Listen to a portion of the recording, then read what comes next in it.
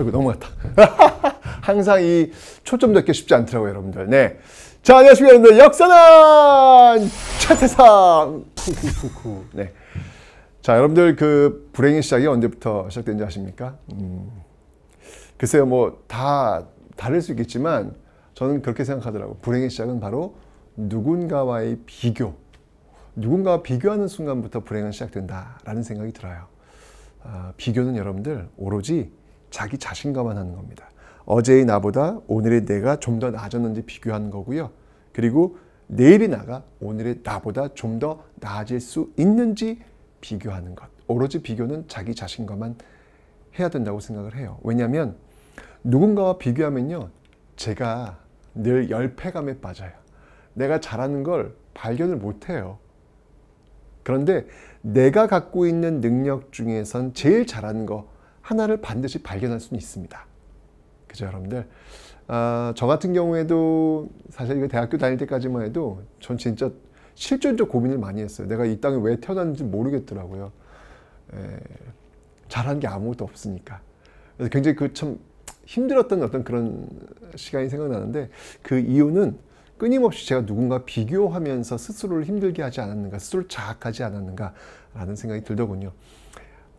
제가 제일 잘하는 거, 내가 갖고 있는 능력, 누구랑 비교해서 잘하는 게 아니라 제가 제일 잘하는 게 뭐냐면 이거죠, 이거. 네, 분필 잡고 역사를 잘 정리해서 이렇게 구조화시켜서 전달하는 거. 이거 제가 제일 잘하는 것 같아요. 내가 갖고 있는 능력 중에서 저도 이거 하나 갖고 누군가의 삶에 좋은 영향을 미칠 수 있다면, 조금이라도 작은 건강한 자극을 줄 수 있다면 제 삶은, 한 번밖에 없는 제 삶은 나름대로 의미 있게 디자인될 수 있지 않을까라는 생각을 감히 한번 해봅니다. 여러분들도 제일 잘하는 거 누구랑 비교하지 마시고요. 제일 잘하는 거 딱 그거 하나 갖고 인생을 한번 디자인 한번 해보시기 바랍니다. 여러분의 장점을 찾아보십시오. 화이팅!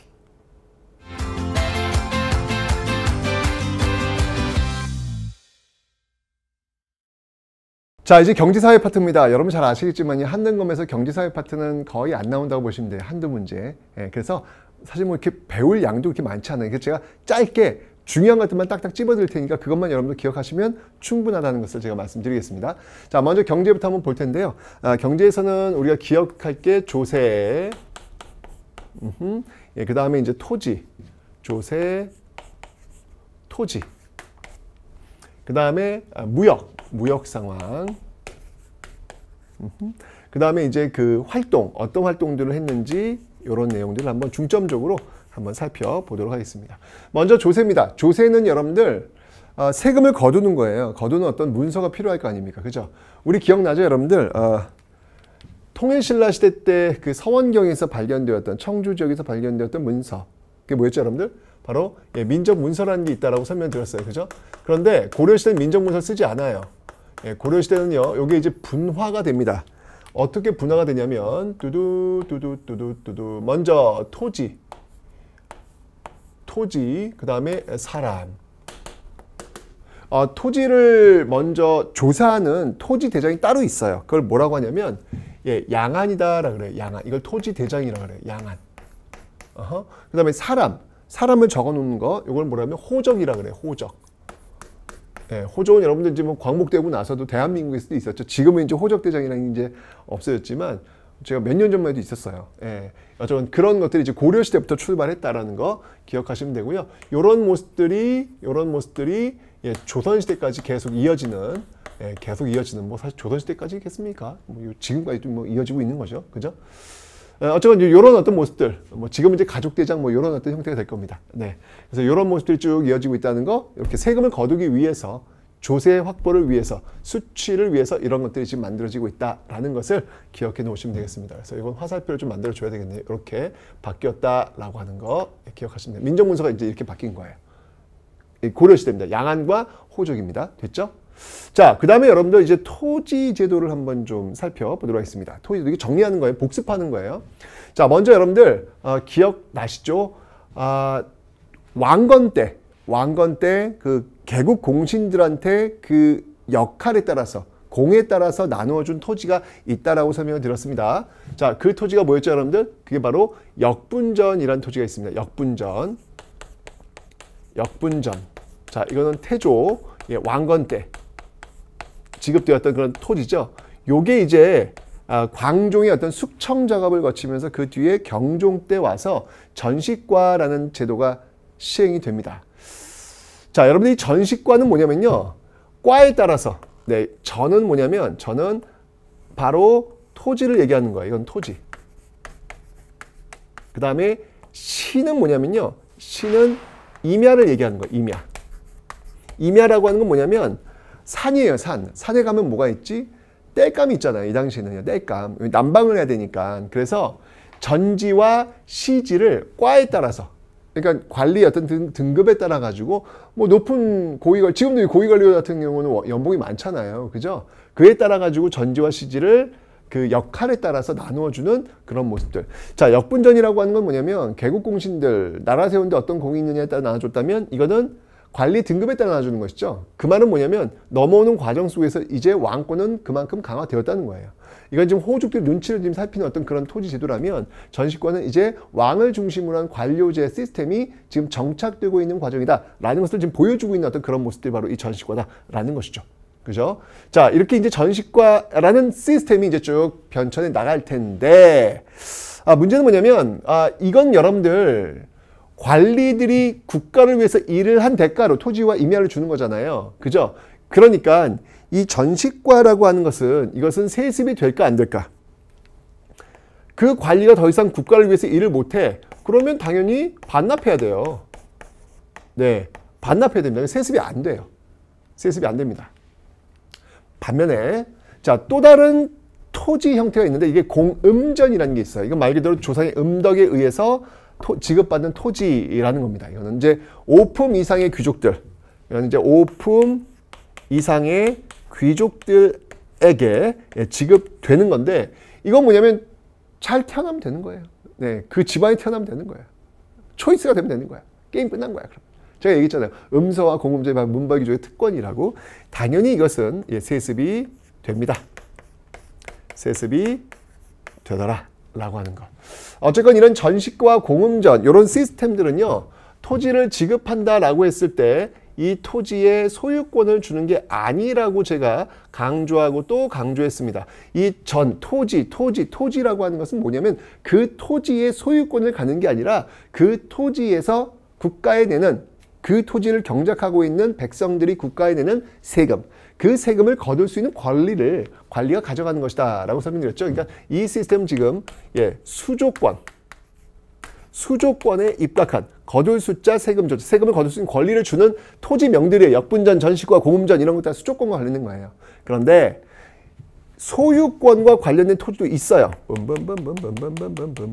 자, 뭐가 있냐면 여러분들 앞에서 제가 통일신라 할 때 왜 성덕왕 때 지급되었던 정전이라는 토지가 있다 그랬죠. 그거는 소유권을 주는 거라 그랬잖아. 고려시대는 정전이 아니라 바로 이 소유권과 관련된 소유권과 관련된 그 토지로서 뭐가 있냐면 바로 민전이라는 토지가 있어요. 민전. 백성들의 토지란 얘기예요. 네, 민전. 그러니까 요 민전이라고 하는 것은 백성들의 소유권과 관련된 그런 토지명이고, 그리고 역분전, 전식과 공음전은 수조권과 관련된 토지명이다. 그러니까 여러분 조금만 생각해봐. 민전이라고 하는 백성들의 토지 위에 전식과 역분전, 공음전과 같은 토지가 설정되는 거예요. 야, 여기 무슨 말인지 이해되는 사람은 대박이다. 민전이라고 하는 토지 위에 역분전, 전식과 공음전과 같은 그런 토지명들이 설정이 되는 거야. 왜? 이건 수조권이잖아요, 여러분들. 그 토지에서 백성들, 그 토지란 민전이겠지. 그 민전에서 소유권을 갖고 있는 백성들이 열심히 일해가지고 번 생산량 중에서 일부를 국가에 내는 거 아니야. 그죠? 그 국가에 내는 것을 국가를 위해서 일한 관리들이 가져가는 거 아닙니까? 그죠? 그러니까 그 민전에서 나오는 생산량의 일부를 가져가는 게 바로 전식과란 말이에요. 그러니까 그 민전 위에 전식과가 설정되는 거지. 난 정말 다 설명했는데 이해가 안 되면 진짜 큰일 났네. 예, 오케이? 제가 다 조선시대 하면 다시 한번 설명드릴게요. 어쨌건 예, 수조권, 소유권 이렇게 나뉘어져 있다는 것을 기억하시면 되겠습니다. 됐죠? 토지됐고요. 자, 이번 이제 여러분들 여러 가지 그 경제 활동을 한번 좀 살펴볼게요. 자, 이 당시에 화폐가 있었을까? 화폐가 있었어요. 이때부터 화폐가 있었다면 지금까지 있는데 지금 여러분들이 서서히 화폐가 사라지고 있죠. 전 진짜 현금 화폐를 내본 적이 거의 없어요. 그냥 카드로 다 해결이 되고 있거든요. 이거 진짜 화폐가 사라지겠다 라는 어떤 그런 생각이 들더라고요. 점점 화폐 역사는 이제 여기서 이제 끝나는 거야. 그죠? 근데 어쨌건 이 당시에는요, 화폐가 있긴 있습니다. 자, 어떤 것들인지 한번 살펴보도록 하죠. 자, 먼저 건원중보라는 게 있어요. 건원중보라는 게 있는데 이건 뭐냐면 성분이 철이에요. 철전입니다.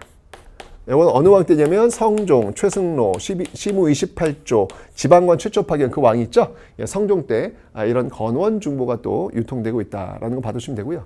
그 다음에 또 뭐가 있냐면 해동통보라는 게 있어요. 해동통보. 그 외에도 이제 많이 있어요. 많이 있는데 제가 대표적인 것만 지금 설명을 드리는 겁니다. 해동통보라는 또 화폐가 있는데 요거는 이제 숙종 때, 요건 이제 숙종 때 여러분들 고려에도 숙종이 있고 조선에도 숙종이 있는 거 아시죠? 성종도 마찬가지고 이건 고려 숙종이에요. 이런 것들이 있는데 중요한 건 뭐냐면 건원중보와 해동통보 이런 것들은 유통이 거의 되지 않더라 라고 하는 겁니다. 거의 되지 않더라라는 겁니다. 대신 이런 화폐제도 대신에 뭐가 활용되었냐면 현물, 뭐 쌀이라든지 비단이라든지 이런 현물들이 여전히 유통이 잘 되고 있다. 그러니까 아직 화폐가 만들긴 했는데 이 화폐를 만든 이유는 뭐냐면 정부에서 돈을 좀 쓰겠다는 거죠. 정부가 돈 찍어내고 정부가 필요하니까 돈 좀 쓰겠다는 건데 그 화폐가 제대로 신뢰감을 갖지 못했다는 이야기예요. 아직까지는요. 그래서 여전히 일반 사람들한테는 현물을 선호하는 그런 모습들이 보이고 있다는 얘기죠. 제가 중국이었는데 카드를 냈는데 카드가 결제가 안 되는 거예요. 카드를 안 받아. 나 정말 깜짝 놀랐어. 아니 카드를 안 받아? 그럼 현금을 내니 현금도 안 받아. 뭐야 여기 왜 이래? 라고 했더니 뭐 핸드폰을 이렇게 내가지고 핸드폰을 결제를 하더라고요. 뭐 우리나라 이제 페이 같은 것들 있잖아요. 무슨 페이 같은 거. 거기는 그런 핸드폰 결제가 너무 생활화된 거야. 그 너무 당황했다는 생각이 들더라고. 그럼 이제 화폐도 카드도 아닌 이제는 핸드폰 그런 결제로 넘어가 버린 거예요. 벌써. 야 빠르다. 라는 생각이 들더라고요. 이 당시에도 이제 이렇게 화폐를 가져가면 안 받아. 뭐 이런 것들이 지금 보여지고 있는 것이죠. 그 다음에 여러분들 활구라는 게 있어요. 요거는 여러분 좀 기억하셔야 돼요. 굉장히 중요한 그런 포인트입니다. 요 활구는요. 요 활구는 당시 그 고려의 모양, 고려라고 하는 나라의 어떤 모양을 본떠서 만든 은덩어리예요. 은덩어리인데 이거 이제 활구라고 하는데 이제 고액 화폐가 되는 거죠. 이거 은덩어리니까. 이건 이제 큰 물건들을 서로 교환할 때 활용되고 있는 어떤 그런 화폐다라는 것을 기억하시면 되고요. 그 다음에 여러분들 이런 어떤 시장들이 있긴 있어요. 있는데 그 시장들을 그 감독하는 기구가 있습니다. 그 기구를 우린 뭐라고 하면 경시서라 그래요. 경시서는 바로 시장을 감독하는 그런 기능을 하는 곳 기억하시면 되고요. 그 다음에 또 상평창이라는 게 만들어져요. 이제 경시서가 이제 나중에 조선시대 오면 이제 평시서 뭐 이런 식으로 바뀌게 될 겁니다. 상평창은 뭐냐면 말 그대로 항상 평평하게 물가를 안정화시키겠다라고 하는 의지가 딱 글자에 들어가 있죠. 바로 물가 조절 기관이 되겠습니다. 이런 상평창과 같은 조직들이 있었다라는 거 경제활동에서 봐두시면 되겠네요. 고려의 모습이었고요. 그 다음에 이제 무역을 한번 살펴볼게요. 무역은 굉장히 활발하게 이루어집니다. 활발하게 이루어지는데 이 당시 그 무역의 형태를 한번 보면 일반적으로 여러분 은 있죠? 은. 아까 우리 활구 배웠잖아. 이 은이 어떻게 움직이고 있는지를 한번 좀 살펴보면 좋을 것 같아요. 자, 보세요. 거란이 이렇게 있고요. 그 다음에 여진이 있어요. 이렇게 있으면 거란과 여진 쪽에서 뭐가 들어오냐면 이렇게 해서 뭐가 고려로 들어오냐면 은이 이렇게 이동을 해요. 이렇게 이동을 해요. 그 다음에 이 은이 어느 쪽으로 이동하냐면 여기 이제 송나라가 있겠죠. 송나라. 은이 이렇게 이동해요. 이렇게. 네, 그러니까 이렇게 이동한다는 얘기죠. 그러니까 은이 이제 들어오면 이들한테는 뭐 쌀이라든지 뭐 옷감이라든지 이들이 이제 필요로 한 거 이런 것들을 지급하겠죠. 주겠죠. 서로 교환하겠죠. 그럼 이제 고려도 마찬가지잖아. 고려도 이제 송나라한테 송의 어떤 그 물자들을 이제 받아들이는 대신 지급하겠죠. 그게 이제 은의 루트야. 이렇게 은의 루트로 지금 흘러가고 있는 모습들 보이고 있는데 당시 이 고려가 이 중국에 수출하고 있는 것들 중에서 아주 유명한 것이 있습니다. 예, 그게 뭐가 있냐면 바로 인삼. 인삼. 고려 인삼이야 뭐 이때부터 아주 뭐 유명세를 타게 되는 것이죠. 그래서 인삼 같은 것들이 또 이렇게 많이 수출되고 있다라는 거 기억하시면 되겠습니다. 근데 이제 이때 여러분들 국제무역항이 있어요. 이 국제무역항이 어디였냐면 바로 이 병란도라는 곳입니다. 국제무역항. 여러분들 그 신라, 통일신라의 국제무역항은 어디였죠? 당연히 신라 수도인 경주와 가까운 곳에 있어야 되니까 울산항이다라고 설명드렸어요. 그죠? 여기도 마찬가지예요. 예, 병란도. 병란도가 있는 이곳은요. 바로 그 옆에 뭐가 있냐면 개경이 있습니다. 개경이 있습니다. 그러니까 수도와 가까운 곳에서 바로 이런 국제무역항이 발달하게 되고 이 국제무역항으로 외국 상인들이 굉장히 많이 들어와요. 네, 외국 상인들이 굉장히 많이 들어옵니다. 이 외국 상인들이 많이 들어오는데 어떤 상인들도 들어오냐면 이 아라비아 상인들도 많이 들어와요.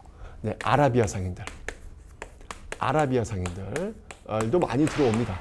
이 아라비아 상인들 중에서 왔다 갔다 하는 그런 상인들 중에서 이 고려를 부를 때 이제 나 코리아 갔다 왔어 라고 하면서 코리아 하면서 이 코리아가 이때부터 COREA 라고 하는 이름이 이제 이때부터 외국에 또 알려지게 되는 어떤 그런 계기도 된다라는 것을 여러분들 좀 기억을 해 놓으시면 되고요. 그 다음에 이제 하나로 더 추가할 거면 나중에 원나라가 있을 거 아니에요. 원나라. 이 원나라로부터 또 수입되는 것들이 있습니다. 아주 중요한 것을 또 가져오게 되죠. 그게 뭐냐면 바로 목화밭 그 옛날 목화밭 왜 얼굴 빨개지지? 왜 이러지? 그래요. 아마 여러분들은 헐하셨을 겁니다. 무슨 노래지? 아마 이 노래 모르실 수도 있겠다 진짜. 주책이야. 이게 지금 눈높이 안 맞잖아 지금. 예. 옛날에 우리 때 이제 불렀던 노래. 목화 있죠, 여러분, 목화. 이때 이 문익점, 이 원나라로부터 이 문익점이라는 분께서, 왜 그 유명한 말 있잖아. 부뚜껑 뒤에 몰래 숨겨서 이 목화를 가져왔다. 뭐 그런 이야기들도 전해지고 있잖아요, 여러분들. 그죠? 이 목화를 이때 갖고 와서 참 힘들게 성공하지 못해요. 바로 성공하지 못하고 실패를 거듭하다가 겨우겨우 정착을 시켰던 그런 모습들. 목화는 여러분들 뭘 만드는 거면 면. 여러분 지금 속옷 100% 면이죠? 나이론이야? 나이론 속옷이 어딨어. 100% 면이잖아요, 여러분들. 그죠? 그 느낌이에요. 근데 중요한 건 뭐냐면 전 그런 생각이 들더라고요. 그럼 그 이전은 뭘 입었다는 얘기지? 속옷으로? 그 이전에 여러분들 삼배 있죠, 삼배. 그러니까 거칠어요. 굉장히 거칠어요. 그런 삼배로 만든 옷 같은 것을 속에 입었다.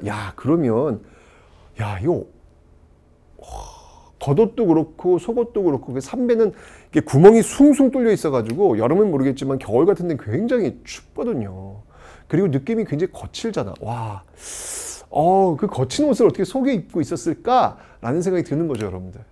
그런 거 보면 이 문익점이 가져왔던 이 목화, 면, 이제부터 이제 정말 저는 이거는 거의 혁명적 느낌의 발상의 어떤 그 전환이다. 느낌의 전환이다. 그 삼배가 주는 느낌과 이 면이 주는 느낌은 정말 하늘과 땅 차이거든요. 그런 것들을 좀 가져다 준 게 아니었을까라는 그런 생각이 듭니다. 그래서 참 감사한 그런 분이다. 라는 생각이 드네요. 그래서 이렇게 외국에서 어떤 이런 것들을 수입해오고 또 수출하는 어떤 그런 모습들, 무역까지 여러분들이 살펴보셨습니다.